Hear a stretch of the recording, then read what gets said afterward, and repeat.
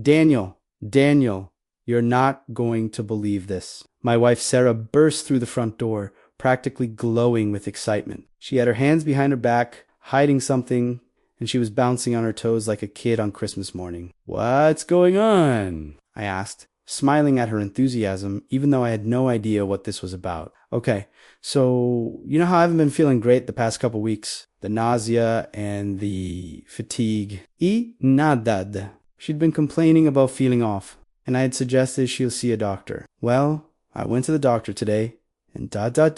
She pulled her hands from behind her back, holding a positive pregnancy test. We're pregnant. She was beaming, tears of joy already forming in her eyes, waiting for me to react with the same excitement. But I just stood there, frozen, staring at that positive pregnancy test like it was a bomb about to explode.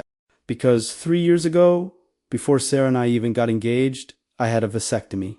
A secret vasectomy. One I never told her about because I'd known that if she found out I didn't want kids when she desperately did, she'd leave me. And now my wife was standing in our living room, holding proof of a pregnancy that was medically impossible if I was the father, which meant one of two things. Either my vasectomy had failed, which happens in less than 1% of cases, or my wife had been cheating on me and was now pregnant with another man's child. Either way, I was about to have a conversation that would destroy our marriage. My name is Daniel, and this is the story of how my wife's pregnancy announcement exposed both of our lies and how we discovered that our entire marriage had been built on fundamental deception. I need to start with my secret, because it's important to understand how I got into this situation. I've never wanted kids, ever.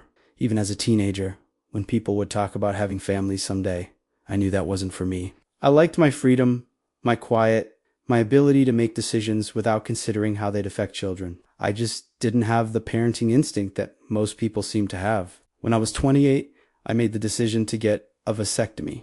I was single at the time, dating casually, and I figured why not make it official. I went to a urologist, I had the procedure done, and that was that. Permanent birth control. Problem solved. Then, about 6 months later, I met Sarah. She was 30, beautiful, funny, successful in her career as a marketing director. We clicked immediately. The first few dates turned into a relationship, and that relationship got serious fast. About 3 months in, Sarah brought up the topic of kids. We were having dinner at her apartment, and she said casually, "I definitely want kids someday. At least 2, maybe 3. What about you?" I should have told her the truth right then. I should have said, "I had a vasectomy. I don't want children. This might not work between us."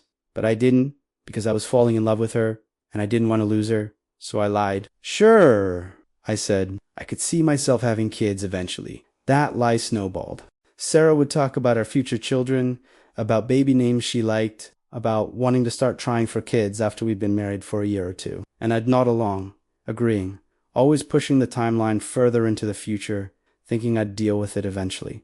We got engaged after dating for a year. Got married 6 months after that. Beautiful wedding. Lots of talk about the family we'd build together someday. And through it all, I never told her about the vasectomy. I told myself I'd tell her eventually, after we'd been married longer and she loved me too much to leave. Or maybe I'd get the vasectomy reversed when the time came. Or maybe we'd just never actually get around to trying for kids and it wouldn't matter. I had a whole catalog of excuses and justifications for my lie. But the truth was simpler and uglier. I was a coward. I'd rather deceive my wife than have an honest conversation that might end our relationship.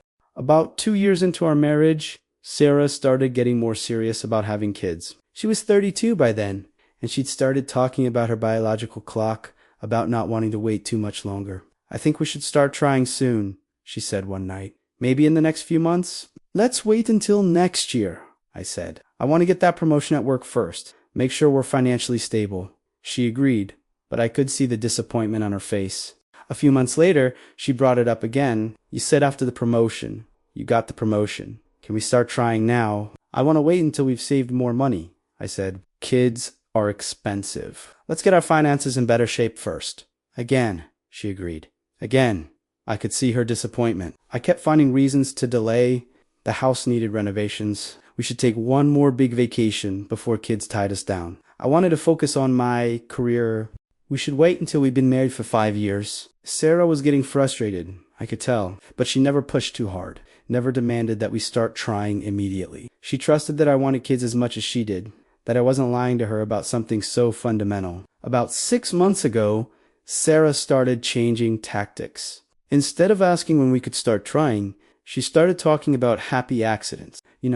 She'd say casually, "We don't have to be so careful anymore. If it happens, it happens." She stopped mentioning when I didn't use protection. She'd make comments about how maybe the universe will make the decision for us. I should have realized what she was doing. I should have understood that she was done waiting and was essentially trying to get pregnant without explicitly saying so. But I didn't think about it too carefully because I knew I had a vasectomy. There was no risk.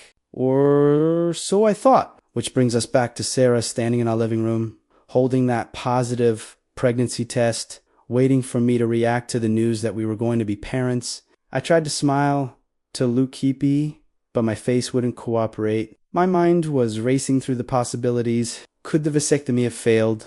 I knew it was possible, though rare. Maybe I was one of the unlucky ones. Maybe I needed to get tested to see if my vasectomy had somehow reversed itself. Or maybe, and this was the thought that made me feel sick, maybe Sarah had been cheating on me. "Are you okay?" Sarah asked, her smile faltering. "You don't look happy." "I'm just shocked," I said, which was true. "When did you take this test?" "Just now, at the doctor's office," she said. "I've been feeling nauseous for 2 weeks, and my period was late. So I went in today, and they confirmed it. I'm about 6 weeks along. 6 weeks." I did the math quickly in my head. That would have been early March. Had Sarah and I even had sex in early March? I tried to remember, but couldn't be sure. That's amazing," I managed to say. "I just need a minute to process this." "I know it's a surprise," Sarah said, coming to hug me.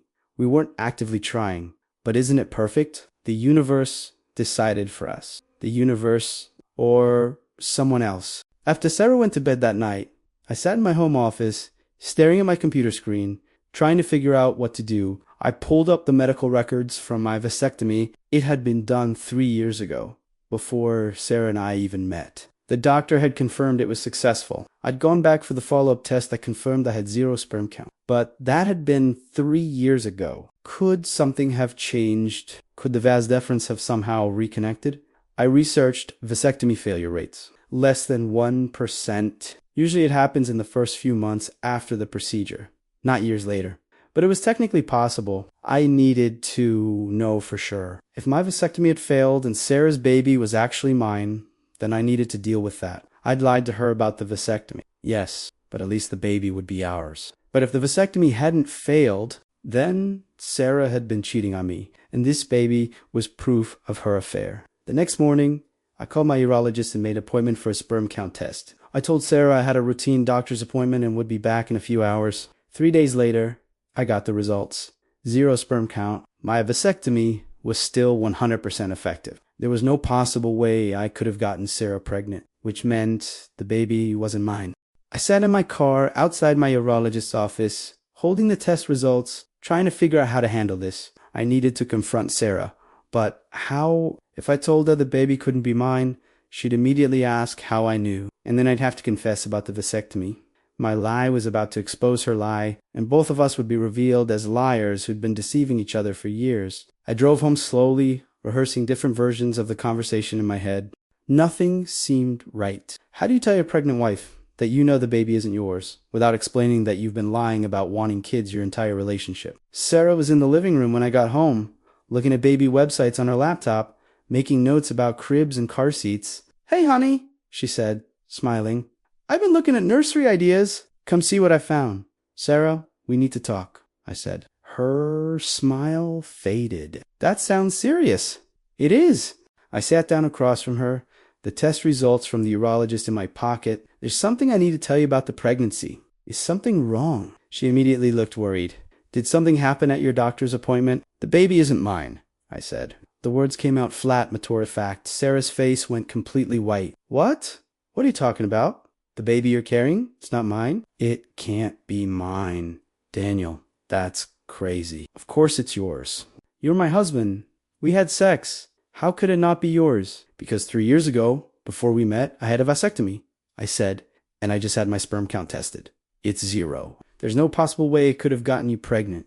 The silence that followed was deafening. Sarah just stared at me. her mouth open, processing what I'd just told her. You had a vasectomy, she finally said. When we met, you had a vasectomy. Yes. And you never told me. No, but we talked about kids. We planned for kids. You agreed we'd start trying. I lied. I said, I never wanted kids. I had the vasectomy because I knew I never wanted to be a father. And when we met and you talked about wanting children, I should have told you the truth, but I didn't want to lose you. So Alida watched emotions cycle across Sarah's face. Shock, betrayal, anger. But underneath it all, I also saw guilt, because she knew that my lie didn't change the fact that she was pregnant with someone else's baby. Whose baby is it, Sarah? I asked quietly. Sarah started crying. Not the gentle tears she'd had when she'd announced the pregnancy, but ugly, wrenching sobs. She put her hands over her face and her whole body shook. I sat there and waited. I didn't comfort her or try to make her feel better. I just waited for her to tell me the truth. Finally, she looked up at me, her face streaked with tears and mascara. His name is Kevin, she whispered. He's a guy I work with, Kevin. I knew Kevin. I'd met him at Sarah's company holiday party last year. Tall, charming, made everyone laugh. Sarah had mentioned him occasionally when talking about work, but never in any way that made me suspicious. How long, I asked? About 4 months, she said. It started in January. We worked late on a project together one night, and we went out for drinks after, and it just ... happened. For months. Not a one-time mistake. An ongoing affair. Why? I asked. Sarah wiped her eyes. Because I was lonely. Because you kept putting off having kids. And I started to wonder if you ever really wanted them. Because I felt like I was begging you for something that should have been a mutual decision. Because I was angry and frustrated, and Kevin paid attention to me. So you cheated? Yes, she admitted. I cheated. And I knew it was wrong, but I couldn't seem to stop. It felt good to be wanted, to be desired, to be with someone who's actually excited about me instead of finding reasons to delay building a life together. Did you use protection? I asked, dreading the answer. She shook her head. Not always. I told myself I was being careless, that if I got pregnant, it would force your hand on the kid's issue. I didn't think about the fact that it might not be your baby. But you knew, I said. You had to know there was a chance it was Kevin's. I convinced myself it was yours, she said. I wanted it to be yours. I thought if I got pregnant, everything would be okay. You'd be excited about being a father, we'd start a family, and I'd end things with Kevin. The baby would fix everything. A baby doesn't fix anything, Sarah. Especially when it's not even your husband's baby. We sat in silence for a moment, both of us processing the enormity of what we'd just revealed to each other.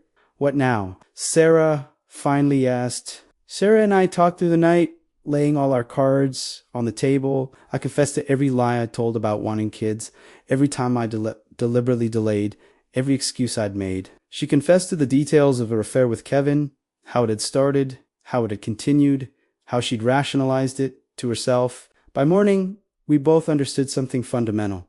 Our marriage had been built on lies from the beginning. I'd lied about wanting children. She'd eventually responded to my lies with lies of her own. We'd been deceiving each other for years, and this pregnancy was just the final revelation of how broken we'd been all along. Do you even love me? Sarah asked at one point. Or have you been pretending that too? I love you, I said, honestly.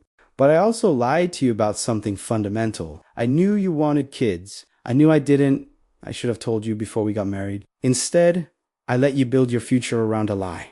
I love you too, Sarah said. Or I did. I don't know anymore. I cheated on you because I was angry and hurt by your constant delays. But that doesn't make it right. And now I'm pregnant with another man's baby. We decided to separate. There was no way forward from this. Too many lies, too much betrayal, too much fundamental incompatibility that we'd both chosen to ignore. Sarah moved out a week later, taking the pregnancy test and her shattered dreams of our family with her. She said she was going to have the baby and that she'd told Kevin he was the father. Apparently Kevin was thrilled. He'd always wanted kids and was excited to be a father. At least someone gets a happy ending, Sarah said bitterly when she told me. The divorce was surprisingly civil, given everything. We both had lawyers, but we agreed on most things without much fighting. Sarah didn't try to get alimony. She said she felt too guilty about the affair. I didn't fight her on the assets. I figured I owed her something for the years of lying. The hardest part was telling people why we were divorced. We'd been together for 4 years, married for 2.5. People were shocked. They thought we were happy. What happened? My mom asked, crying when I told her. You seemed so perfect together. How do you explain that your entire relationship was based on fundamental deception? That you lied about wanting kids and your wife ended up pregnant with her coworker's baby? We wanted different things, I said, which was technically true, and we weren't honest with each other about those differences. Some friends took sides. Some blamed Sarah for cheating. Others, when they learned about my vasectomy secret, thought I was just as much at fault. You lied to her for years, my friend Tom said. You let her think you wanted kids when you'd literally had surgery to make sure you couldn't have them. That's messed up, man. He was right.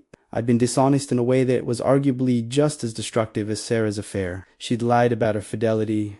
I'd lied about my fundamental life goals. Both lies had destroyed our marriage. It's been 2 years since Sarah announced her pregnancy, and our lies collided in the worst possible way. The divorce was finalized about 6 months after we separated. Sarah had a baby boy, Kevin's son. I've never met him and don't plan to. Sarah and Kevin got married about a year after the divorce. According to mutual friends, they seem happy. Kevin apparently knows the full story of how they got together. The affair, the pregnancy, my vasectomy revelation, and he doesn't care. He got the family he wanted. As for me, I'm single and learning to be honest about who I am. I've been in therapy working through why I lied to Sarah, why I thought I could build a life with someone when we wanted such fundamentally different things. You were conflict avoidant, my therapist says. You'd rather lie and avoid the discomfort of a difficult conversation than face the truth that you and Sarah were incompatible. She's right. I was so desperate to keep our relationship going that I was willing to lie about something as fundamental as whether I wanted children. I thought I could keep putting it off forever, that somehow we'd just never get around to having kids and it wouldn't matter. But it did matter. My lie ate away at Sarah, made her feel like I didn't care about her dreams, made her vulnerable to the attention of someone who was excited about the same things she was excited about.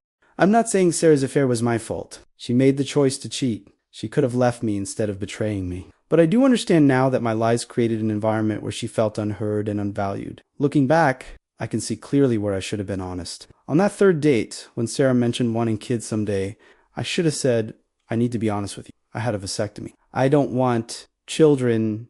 If that's important to you, this relationship isn't going to work.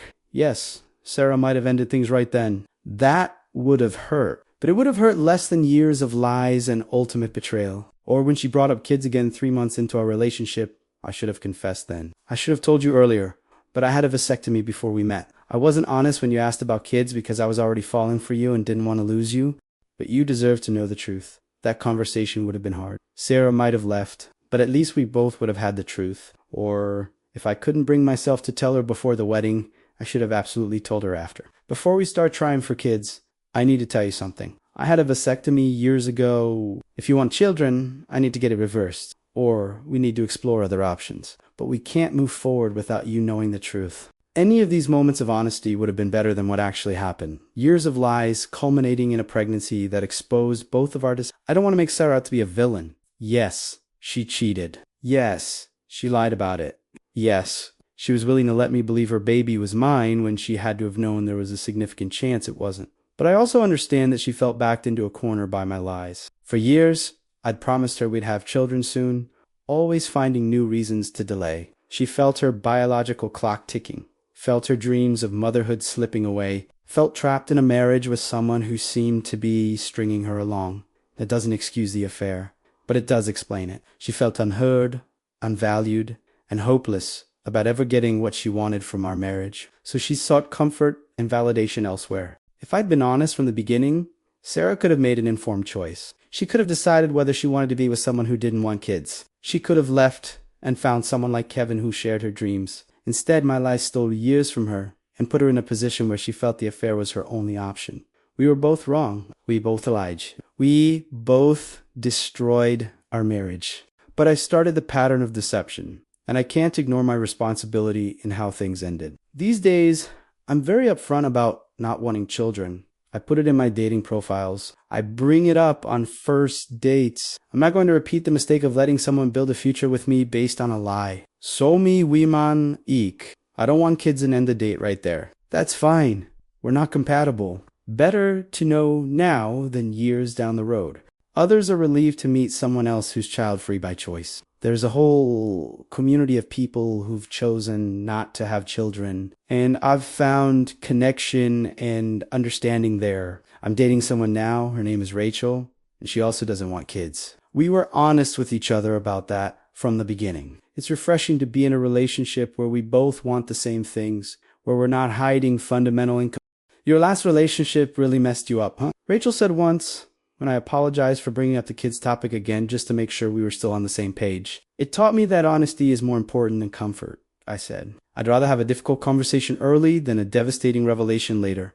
I respect that, Rachel said. And for what it's worth, I appreciate that you're so clear about what you want. It makes me feel like I can trust you. Trust. That's what Sarah and I never really had. We had love, passion, attraction, shared interests, but we didn't have trust because we weren't honest with each other about the most fundamental things.